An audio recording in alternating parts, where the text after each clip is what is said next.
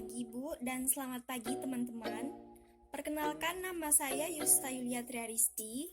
Saya berasal dari kelompok 9. Materi saya pada halaman 205 sampai 208, yaitu pembahasan saya yang pertama adalah definisi emosi. Emosi adalah atau emotion sebagai perasaan atau afeksi yang melibatkan suatu campuran antara gejolak fisiologis, misalnya denyut jantung yang cepat, dan perilaku yang tampak, misalnya senyuman atau ringisan. Yang selanjutnya ada 3 fungsi emosi pada anak usia dini. Yang pertama adalah penyesuaian diri. Penyesuaian diri ini contohnya ketika anak takut pada gelap atau perubahan yang secara tiba-tiba. Yang kedua adalah pengaturan. Ini contohnya anak-anak yang sedang merasa gembira akan menunjukkan dirinya sedang merasa gembira. Yang ketiga adalah komunikasi. Komunikasi pada contohnya ketika anak menunjukkan senyuman ataupun menangis, di situ anak bisa merasakan seperti anak-anak yang tersenyum. Biasanya anak-anak merasa suka pada orang di sekelilingnya. Sebaliknya, ketika anak menangis, berarti ada yang tidak disukai dari sekitarnya. Dan materi saya yang terakhir adalah jadwal perkembangan emosi pada anak usia dini.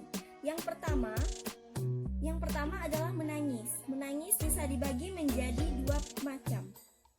Yang pertama adalah tangisan kemarahan atau anger cry.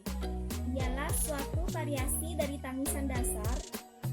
Akan tetapi dari tangisan kemarahan akan lebih banyak udara yang dikeluarkan dari tali suara. Yang kedua adalah tangisan kesakitan atau bisa disebut pain cry.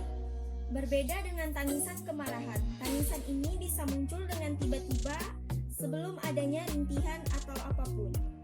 Dan yang terakhir adalah senyuman. Senyuman bisa dibagi menjadi 2 macam. Yang pertama adalah senyum refleksi atau bisa disebut reflective smile.